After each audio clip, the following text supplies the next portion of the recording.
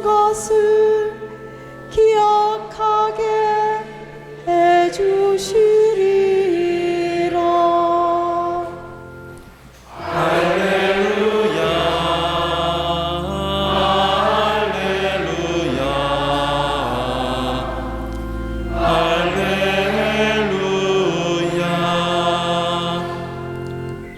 주님께서 여러분과 함께 또한 부제와 함께 마테오가 전한 거룩한 복음입니다.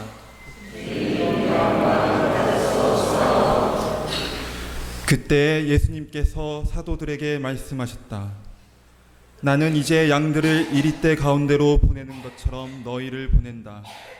그러므로 뱀처럼 슬기롭고 비둘기처럼 순박하게 되어라.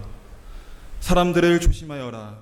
그들이 너희를 의회에 넘기고 회당에서 채찍질할 것이다.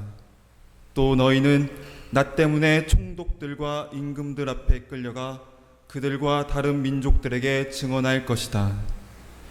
사람들이 너희를 넘길 때 어떻게 말할까, 무엇을 말할까 걱정하지 마라. 너희가 무엇을 말해야 할지 그때 너희에게 일러 주실 것이다.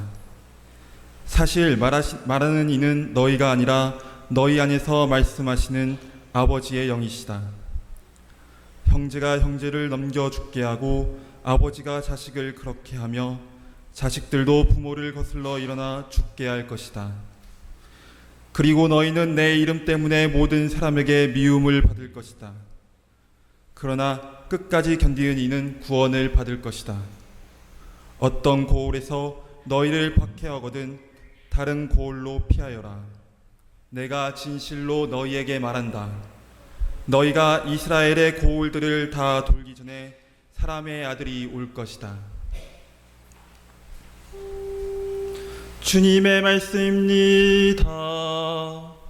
그리스도님 참여합니다.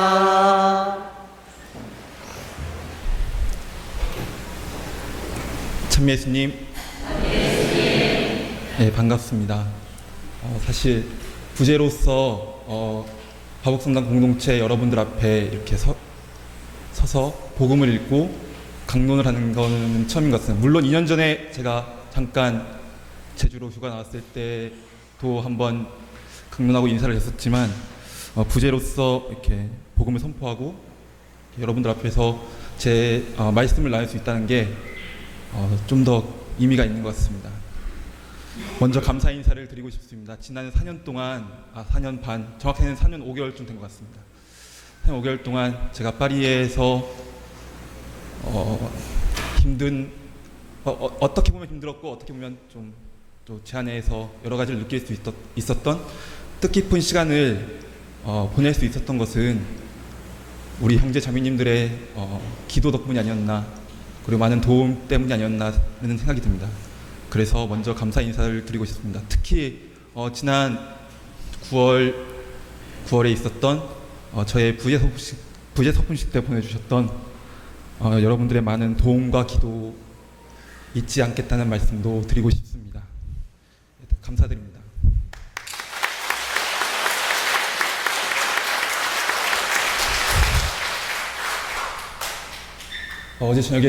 어제 저녁에 제주도에 제가 살던 기숙사에서 나온 지 한 20시간 만에 제주공항에 도착했는데요.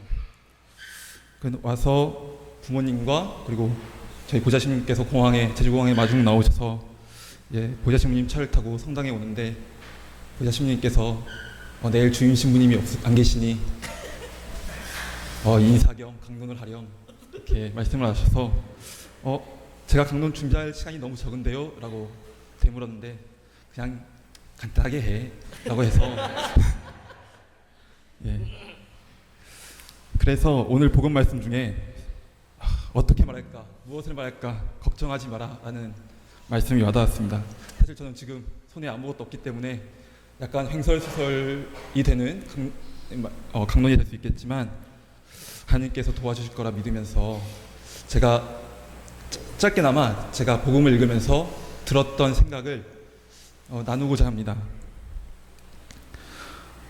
오늘 우리가 들었던 복음의 앞과 뒤를 보면은 예수님께서 제 아들을 파견하시면서 복음을 선포하라는 대목들이 나옵니다.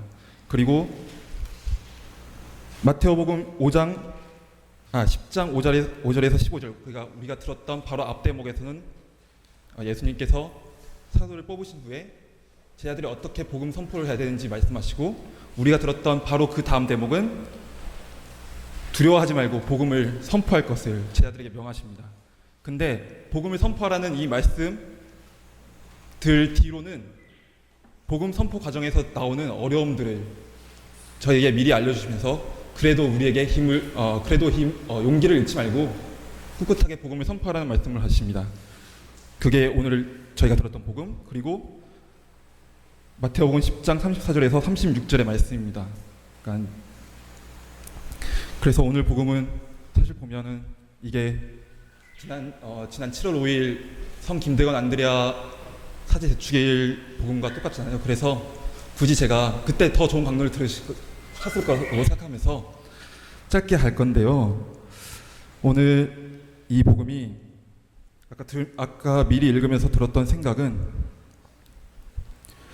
우리 삶의 가운데 중심에 무엇이 있어야 되는지를 다시 한번 저에게 상기시켜 주는 것 같습니다.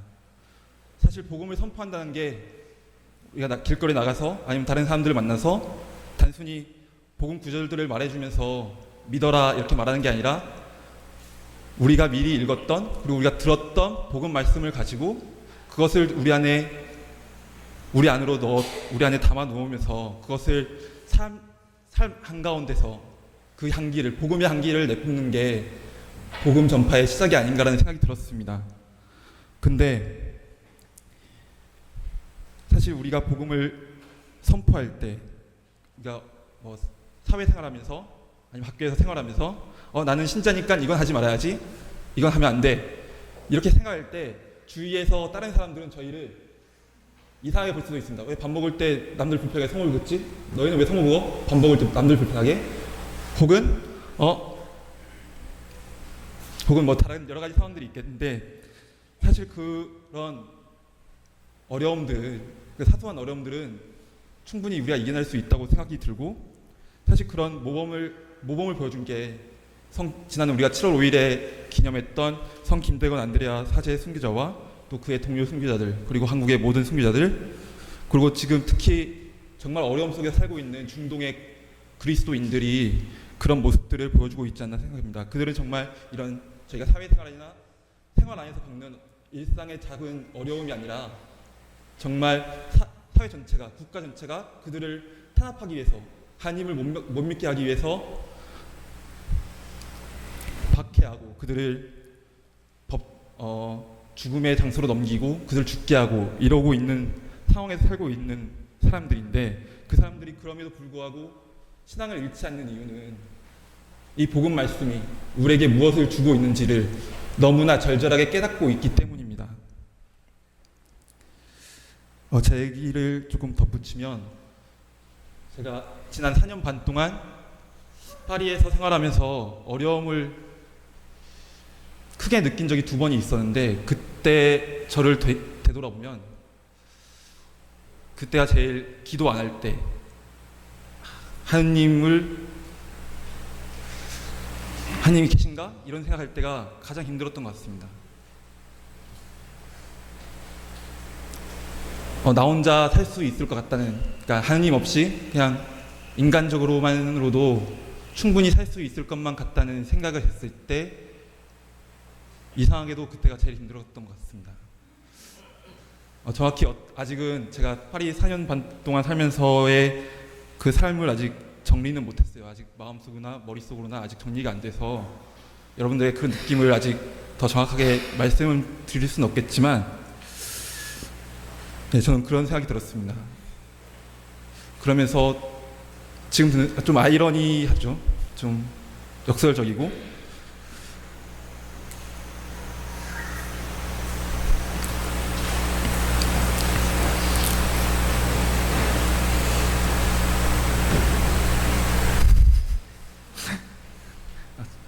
살짝 생각해 놓은 게 있었는데 까먹었어요. 예.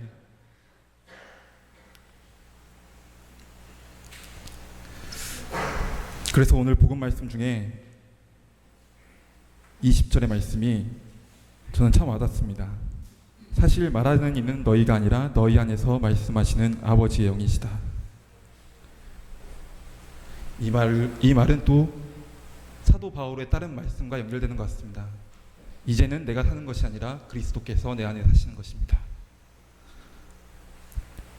우리가 정말 말씀을 들으면서 또 그 들은 말씀이 우리 안에서 성령께서 우리에게 말씀해 주신 걸로 울려 퍼지게 살고 있는지, 더 나아가서 그리스도께서 내 안에 살고 있는지, 그리스도께서 우리 삶의 중심이신지를 묵상하면서 미사를 지냈으면 좋겠습니다. 잠시 묵상하겠습니다.